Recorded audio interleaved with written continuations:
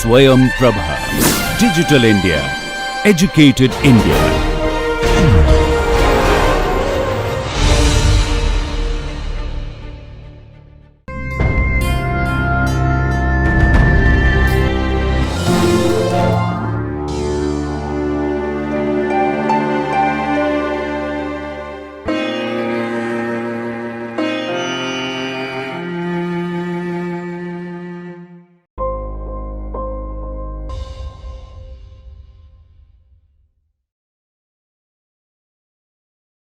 Hello, welcome to this lecture on implementation of k-means algorithm in R.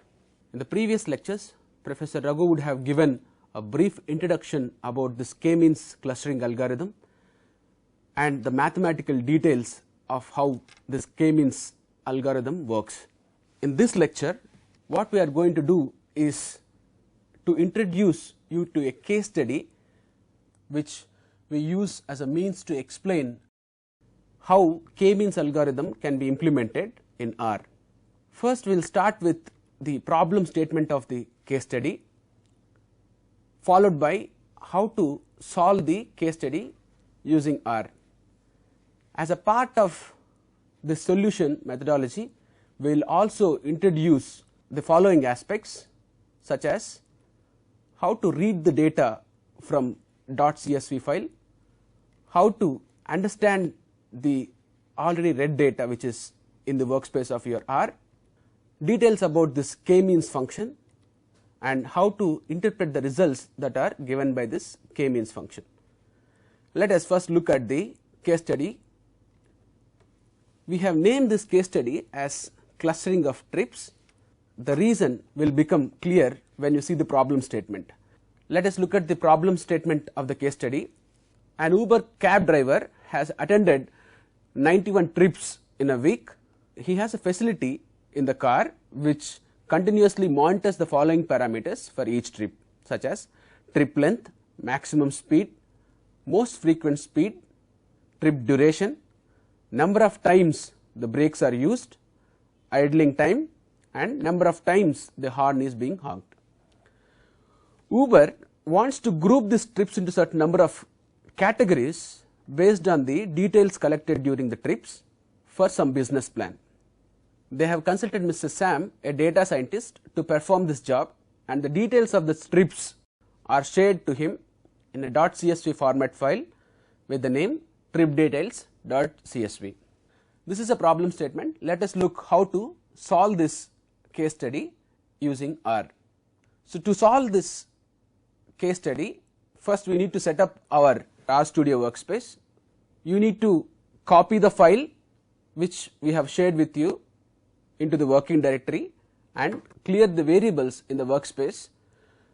You can set the working directory using the set working directory command, and you can pass the path of the directory which contains this data file as an argument to the set working directory function, or you can use the GUI as we have specified in the R module to set the working directory.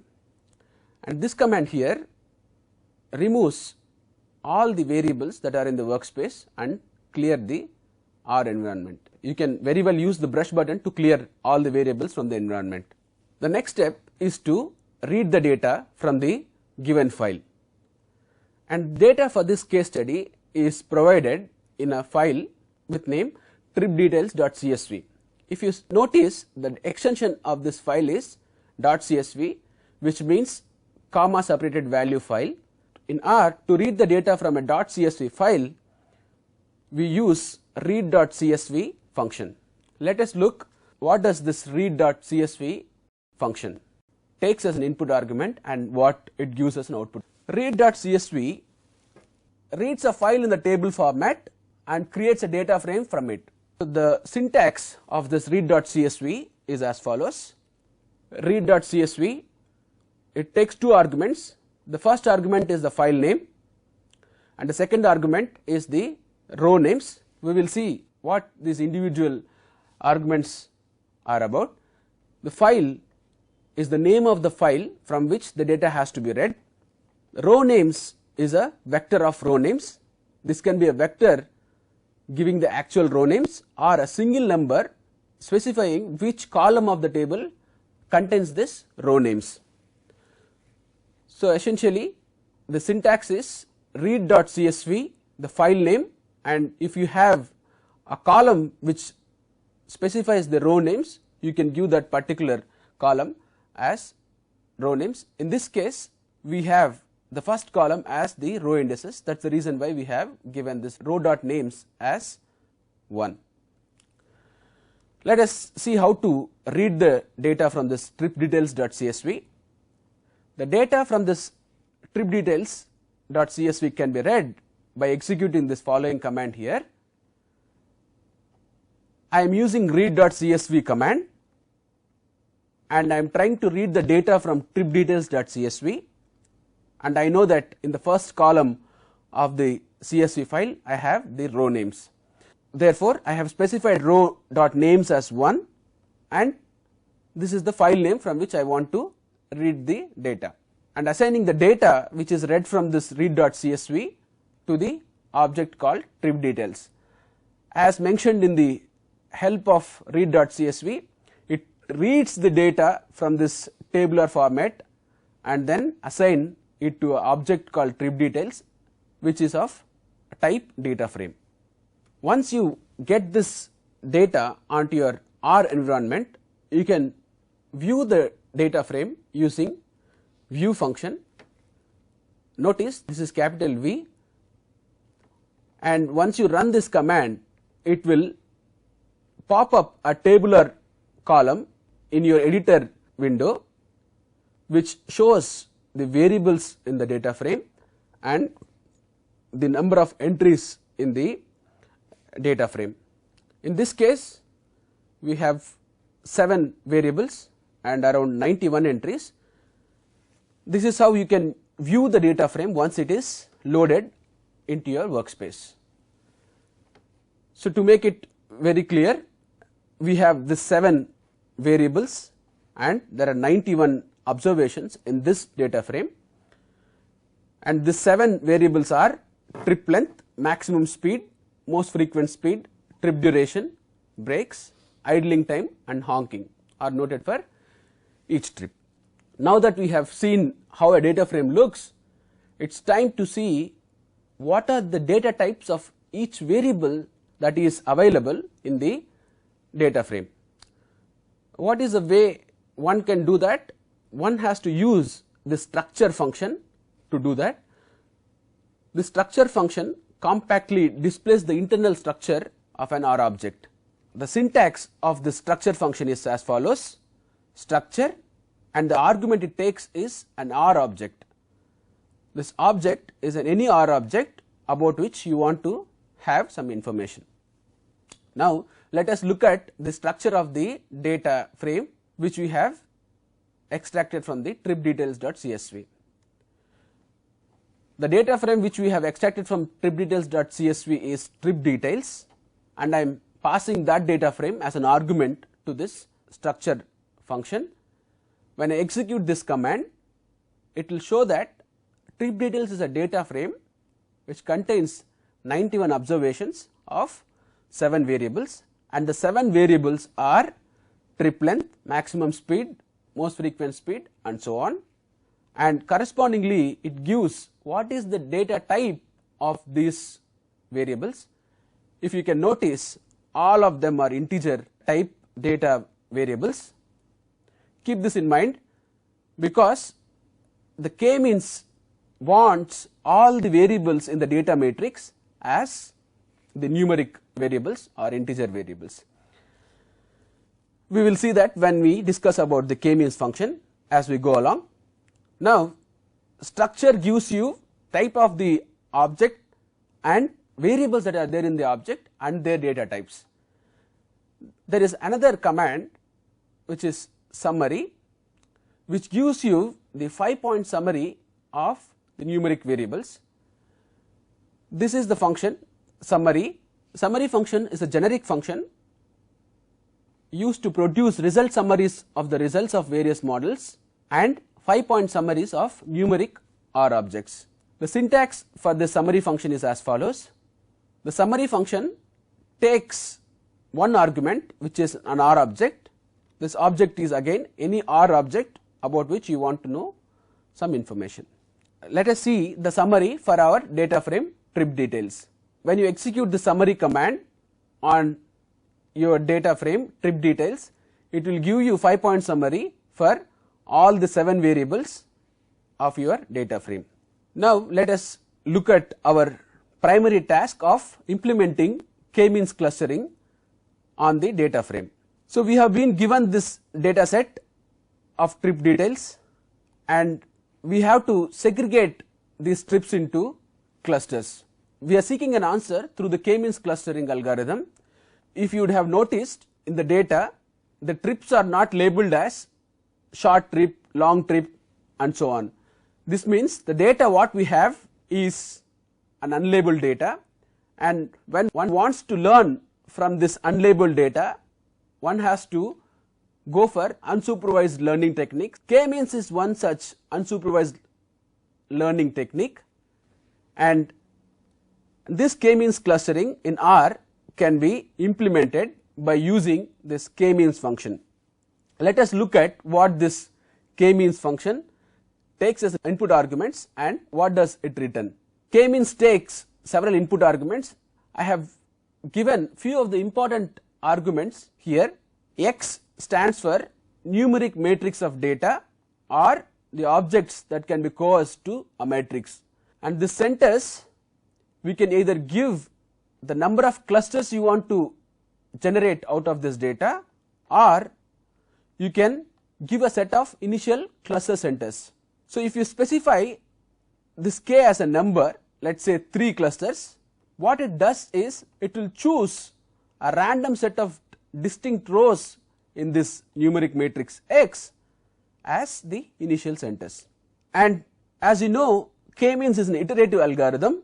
You can set a maximum iteration limit using this itermax argument. The k-means clustering algorithm depends upon the initial cluster centers. This option here, nstart, will help you to specify how many sets of different cluster centers has to be used to come up with the model. And finally, the output argument is object, which returns an R object which is of class k-means. That is basically is a result of a function which is as shown here. That is exactly what we have here. When you execute this command, it will take the data matrix and it will take number of clusters you want to build from this data and returns you a k-means R object. Let us now implement this k-means algorithm on our data. This is what we are essentially doing. We are clustering our data using the k-means, and we can see what are the details that this k-means gives as an output. This command here takes this data frame trip details, and this argument here specifies I want to divide the data into 3 clusters.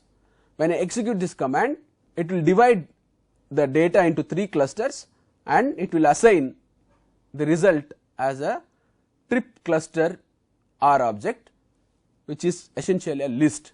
Let us see what information does this trip cluster has. Trip cluster has the following information. The first line essentially gives you, it has clustered the data into 3 clusters which are of sizes 46, 15 and 30, and if you sum this up, you will end up with your total number of rows in your data frame, that is 91. You can verify that, and for each variable it will give the means of the clusters. So because you wanted to divide the whole data into 3 clusters, the first row is the cluster 1 information, where the mean of the trip length is 19.9 and the mean of the maximum speed is 48.21 and so on. Similarly, the lines 2 and 3 represents the information about the cluster. So what can one infer from this cluster means? You can actually see, for example, mean trip length is 19.9, I can actually say that this is of shortest trip, and if the mean trip length is 174, I can treat this as a long trips. So this information can essentially help the people who wanted to do this analysis and then categorize these clusters into meaningful information depending upon the problem they are looking at. The next piece of information that this trip cluster contains is, it will say among 91 rows what does each row belong to. For example, look at here, the first element, that means the first row, belongs to the cluster 2 and the second element belongs to the cluster 3, third elements belong to cluster 2 and so on. It will identify each row into one of these clusters, and as you know, k-means is a hard clustering algorithm.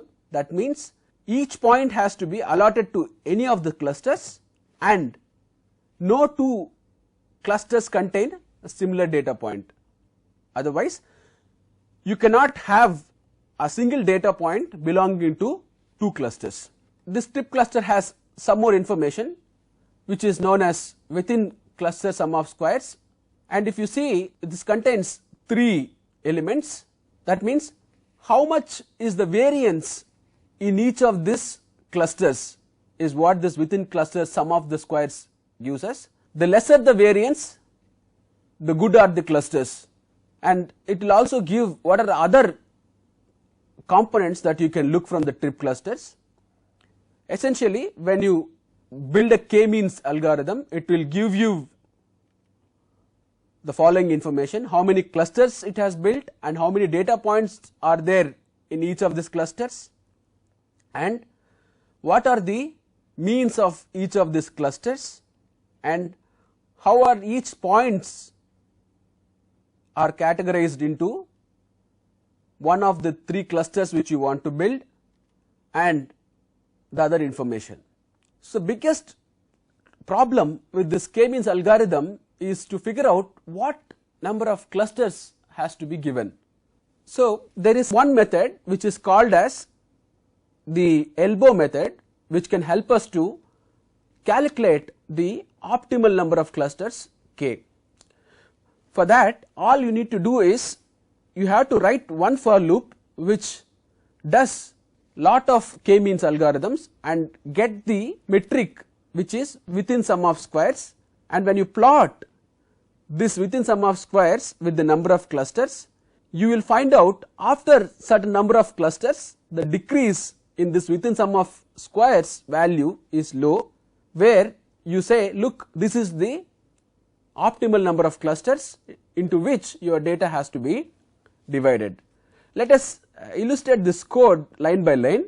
I am assigning a value of 10 to this k max and I am pre-allocating a memory which is, so this many number of clusters is there and I am repeating NAs for this many number of times. This is within sum of squares value. Essentially I am creating a vector with NAs which is of the size 10 by 1, and I am initializing an empty list for the number of clusters. This for loop will run from 1 to number of maximum clusters, that is in this case it is 10, and for each value of I this k-means algorithm is implemented. The objects are being stored into this drive classes, and in the drive classes the total within sum of squares distance is being allocated into this WSS of I, and the size of the cluster is allocated into the components of the list which you have created. So once this for loop get executed, you will get a vector of the within sum of squares errors and a list of the number of clusters. Now you can plot that with number of clusters in x axis and within sum of squares value in y axis, and type is equal to b represents both line and points has to be there, and PCH is equal to 19 specifies the symbol that has to be used along with the plot, and x lab and y lab has their normal meanings which are x label and the y label. Let us look at the plot. So this is the x axis which is number of clusters, which is varied from 0 to 10 because the maximum number of clusters we had is 0 to 10, and this y axis is total within sum of squares values with respect to trips. And if you can see, this total within sum of squares value drastically decreased when one moved from one cluster to two clusters and from two clusters to three clusters, and after that the decrease in total within sum of squares clusters is not much when compared to the earlier ones. That is the reason why I can choose this k is equal to 3 as my optimal number of clusters. In summary, we have seen that k-means algorithm is an unsupervised learning algorithm. That means we have the data which is not labeled. In these cases we have to use one of the unsupervised learning algorithms. In this case we have used k-means algorithm, and we have seen how to implement this k-means algorithm in R, and we have seen one method to find the optimal number of clusters for k-means, which is elbow method. Thank you.